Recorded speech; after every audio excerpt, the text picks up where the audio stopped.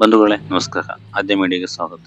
ನಾನಿವತ್ತು ಸೊರಬ ತಾಲೂಕಿನ ಆನೋಟಿ ಬಸ್ ನಿಲ್ದಾಣಕ್ಕೆ ನಿಮ್ಮನ್ನೆಲ್ಲ ಕರೆದೊಯ್ಯುತ್ತಿದ್ದೇನೆ. ಬನ್ನಿ. ಸುಮಾರು 4 ಕೋಟಿ ಹತ್ತಿರ ಖರ್ಚಾಗಿರತಕ್ಕಂತ ಈ ಬಸ್ ನಿಲ್ದಾಣದ ನೆಲಹಾಸುಗಳು ನೋಡಿ ಹೇಗೆ ಕಸದಿಂದ ತುಂಬಿ ತುಳುಕುತ್ತಾ ಇವೆ. ಮೇಲ್ಚಾವಣಿ ಹಕ್ಕಿಗಳ ಗೂಡಾಗಿದೆ, ಜೇಡಗಳ ಜಾಡವಾಗಿದೆ, ಬಲೆಗಳೇ ಇಲ್ಲಿ ತುಂಬಿ ತುಳುಕುತ್ತಿವೆ. ಬಸ್ ಸಂಚಾರ ಆಗಬೇಕಿದ್ದಂತ ಈ ಜಾಗದಲ್ಲಿ ಕಸ ಕಡ್ಡಿಗಳೇ ತುಂಬಿ ತುಳುಕುತ್ತಿದೆ. ಇಲ್ಲಿದ್ದಂತ ಅದೆಷ್ಟೋ ಕುಟುಂಬಗಳನ್ನ ದೂರ ಕಳಿಸಿ ಇಲ್ಲಿ ಬಸ್ ಸ್ಟ್ಯಾಂಡ್ ನಿರ್ಮಾಣ ಮಾಡಲಾಗಿದೆ. ಮುಂದೆ ಸಾಗಿದರೆ ಕಂಡದ್ದು ಅಲ್ಲಲ್ಲಿ ಇರ್ತಕ್ಕಂಥ ಕಿಟಕಿಯ ಗ್ಲಾಸ್ಗಳು. ಆ ಗ್ಲಾಸ್ಗಳನ್ನು ಬಿಡದೆ ಇಲ್ಲಿ ಇರ್ತಕ್ಕಂಥ ಕಿಡಿಗೇಡಿಗಳು ಒಡೆದು ಹಾಕಿದ್ದಾರೆ. ಅಂಗಡಿ ಮುಗ್ಗಟ್ಟುಗಳು ಆರಂಭವಾಗದೆ ಖಾಲಿ ಕಾಣುತ್ತಿವೆ. ಈ ಗಾಜಿನಂತೆ ಇಲ್ಲಿ ಆಸನಗಳನ್ನು ಒಡೆದು ಹಾಕುವ ಮೊದಲೇ ಬಸ್ ಸ್ಟ್ಯಾಂಡ್ ನ ಆರಂಭ ಮಾಡಬೇಕಿದೆ.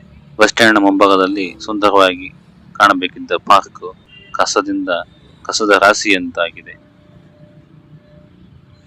ಕಸದಿಂದಲೇ ತುಂಬಿರುವ ಬಸ್ ನಿಲ್ದಾಣದ ಮುಂಭಾಗಕ್ಕೆ ಮುಕ್ತಿ ಸಿಗುವುದಾದರೂ ಯಾವಾಗ? ಶಿಕ್ಷಣ ಸಚಿವರ ಮನೆ ಹತ್ತಿರವೇ ಈ ಬಸ್ ನಿಲ್ದಾಣ ಇರುವುದರಿಂದ ಬೇಗ ಆರಂಭವಾದರೆ ಜನರಿಗೂ ಕೂಡ ನಿಮ್ಮ ಮೇಲೆ ಒಳ್ಳೆಯ ಅಭಿಪ್ರಾಯ ಮೂಡುತ್ತದೆ.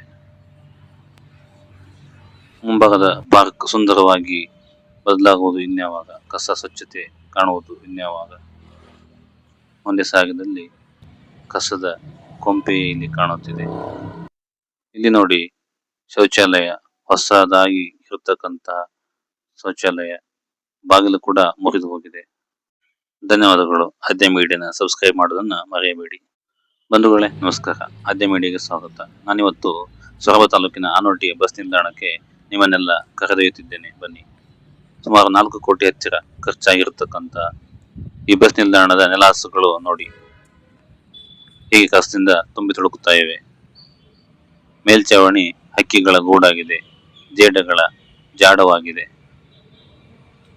ಬಲೆಗಳೇ ಇಲ್ಲಿ ತುಂಬಿ ತುಳುಕುತ್ತಿವೆ. ಬಸ್ ಸಂಚಾರ ಆಗಬೇಕಿದ್ದಂತ ಈ ಜಾಗದಲ್ಲಿ ಕಸ ಕಡ್ಡಿಗಳೇ ತುಂಬಿ ತುಳುಕುತ್ತಿದೆ. ಇಲ್ಲಿದ್ದಂತ ಅದೆಷ್ಟೋ ಕುಟುಂಬಗಳನ್ನ ದೂರ ಕಳಿಸಿ ಇಲ್ಲಿ ಬಸ್ ಸ್ಟ್ಯಾಂಡ್ ನಿರ್ಮಾಣ ಮಾಡಲಾಗಿದೆ. ಮುಂದೆ ಸಾಗಿದರೆ ಕಂಡದ್ದು ಅಲ್ಲಲ್ಲಿ ಇರ್ತಕ್ಕಂಥ ಕಿಟಕಿಯ ಗ್ಲಾಸ್ಗಳು.